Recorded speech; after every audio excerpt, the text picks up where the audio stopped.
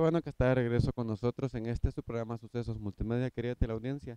Recordarle que estamos transmitiendo completamente en vivo a través de www.sucesosmultimedia.com y recordarles que este programa estamos enlazados directamente con el periódico digital El Uno más Uno del Distrito Federal. Y también recordarle que Sucesos Multimedia transmitimos el diario Acontecer de Chihuahua.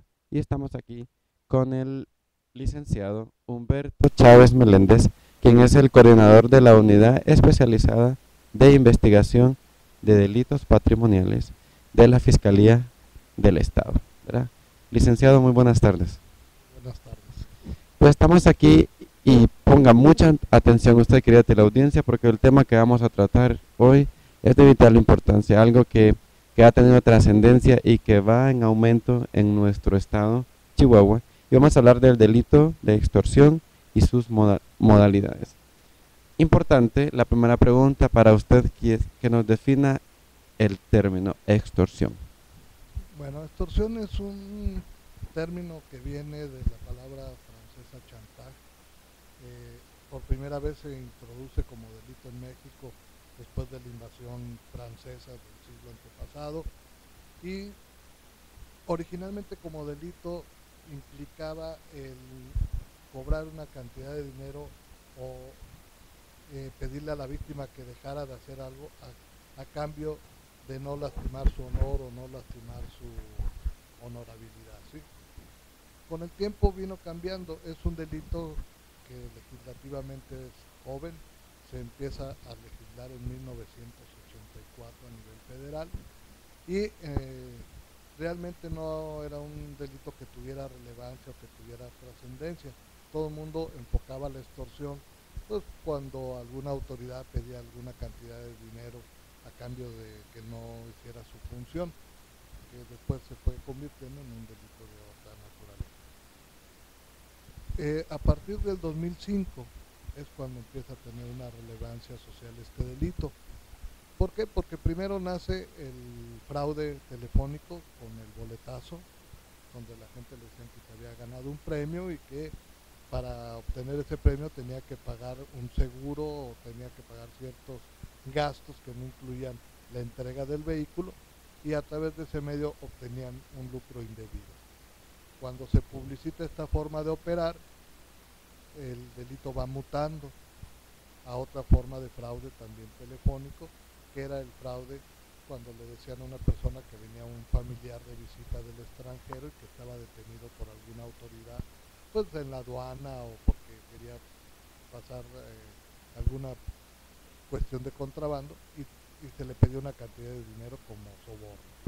Cuando decimos, licenciado, delito de extorsión, ¿qué elementos están relacionados con la extorsión Okay. en el Cuando medio? ya muta el fraude hacia la extorsión, es cuando el sujeto activo empieza a utilizar la intimidación.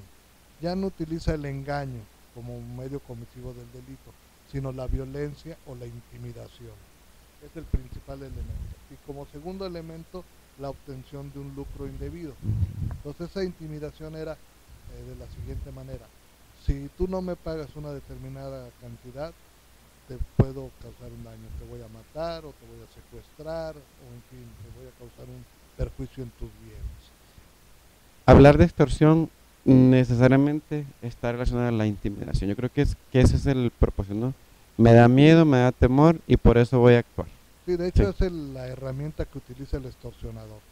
Eh, Meter a la víctima en una situación de crisis psicológica. Ujú. Le produce miedo, le produce angustia, y este miedo y esa angustia le producen un trastorno que no le permite organizarse, hace perder la visión de la realidad y después desfasa esa situación de angustia y temor de la víctima hacia un enojo. ¿Enojo hacia quién? Hacia la autoridad. ¿Por qué? Porque lo hace sentir impotente de poderse proteger, porque además el extorsionador utiliza como parte de esa intimidación el engaño de que forma parte de la autoridad, de que está correlacionado con la autoridad para realizar ese tipo de actividades ilícitas. De tal manera que si va a denunciar, se van a enterar y les van a causar un daño. Entonces, esto genera una impotencia, un enojo y es lo que inhibe a las víctimas a actuar acudiendo a la autoridad. Así es. Licenciado, ¿por qué se dice que la extorsión hay un perjuicio de carácter patrimonial cuando se da este tipo de aspectos en el en la vida? extorsionador lo que busca es el obtener un lucro, pedirle a la víctima una cantidad de dinero. A diferencia de otros delitos, por ejemplo el secuestro. El secuestrador tiene que formar toda una banda. Debe tener gente que haga la negociación, una casa de seguridad, quien haga la privación de la libertad. Tiene que ser una banda muy estructurada. El extorsionador no. El extorsionador son una o dos personas. No tienen los medios para causar un verdadero daño a la víctima. Por eso lo hacen en vía telefónica. Por eso su herramienta es psicológica. No es física como en el caso del secuestrador, que sí retiene a la víctima, que sí la priva de la libertad. Entonces, el extorsionador tiene el tiempo como su principal enemigo. Mientras la víctima no le pague, su tiempo va corriendo. Entonces, por eso empiezan pidiendo por un secuestro supuesto cantidades muy altas. Pero en la medida que pasa el tiempo van bajando la cantidad, hasta que llega un momento en que aceptan cualquier cantidad. ¿Sí? Okay. Otra pregunta interesante y obviamente relacionado con lo que usted hace, teniendo en cuenta que el licenciado Humberto Chávez Meléndez es el coordinador de la Unidad Especializada de Investigación en Delitos Patrimoniales. Antes de seguir continuando, licenciado, ya con el tema de la extorsión, después de esta gran definición y de esta introducción, háblenos un poco para irnos ya enlazando la información, el rol que usted desempeña como coordinador. ¿Por qué unidad especializada? ¿Qué tipo de investigaciones desarrollan ustedes para tener alguna información concreta en cuanto a la extorsión? Sí, de hecho, mire, en la Fiscalía estamos organizados por unidades especializadas por cada uno de los delitos que investigamos, que perseguimos. En el caso de la extorsión, nosotros tenemos identificados básicamente tres tipos de extorsión. La telefónica, la presencial, a través de imitadores, y una que es la más impactante, que es la que se usa con violencia, que es cuando ya llega gente armada a algún negocio a pedir una cuota, que afortunadamente esa en Chihuahua prácticamente está erradicada. ¿Sí? Entonces, ¿cómo trabajamos? Bueno, a base de bancos de datos. En base a las denuncias que nos da la víctima, nosotros vamos recopilando de qué números telefónicos nos van hablando, cuál es el modo de extorsión que están utilizando, qué argumentos son los que utilizan para intimidar a la víctima. Vamos correlacionando de qué poblaciones son los teléfonos de donde están llamando los extorsionadores, su forma de operar. Y todo esto, cruzando información, nos ha permitido obtener algunas órdenes de aprehensión en el caso de la extorsión telefónica. Actualmente en Chihuahua, ¿cómo se está manejando? Vamos en ascenso. ¿Cuáles las acciones que está realizando la Fiscalía para prevenir para las técnicas de prevención de la extorsión? Mire, como le decía, tuvimos dos épocas muy difíciles de extorsión presencial, donde se pedía una cuota a taxistas, a transporte público. Toda esa ola de extorsión violenta, gracias a Dios, ya está erradicada. ¿Sí?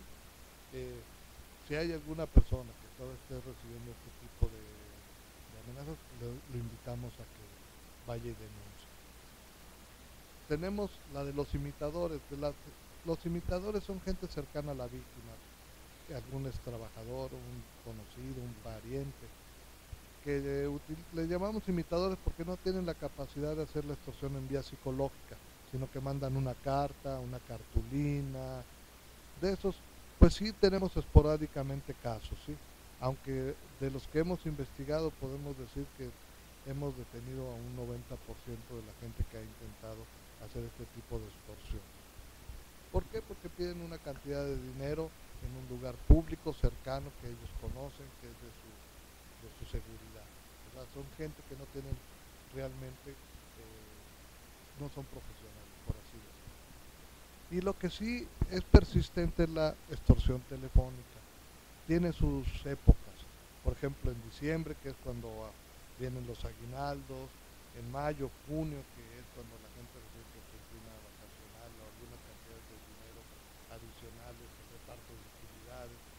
cuando se incrementan este tipo de llamadas. Aquí lo importante es que la gente sepa que no debe dar información a gente que no conoce. Así es.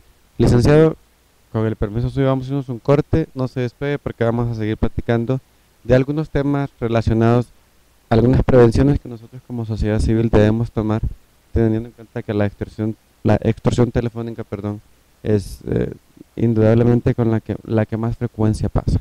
Y más adelante que el licenciado nos va a hablar de los tipos de extorsiones que existen y cómo actuar ante esto. No se despegue de la red porque regresamos allá a la última fase del programa del día de hoy con el licenciado Humberto Chávez Meléndez. Volvemos.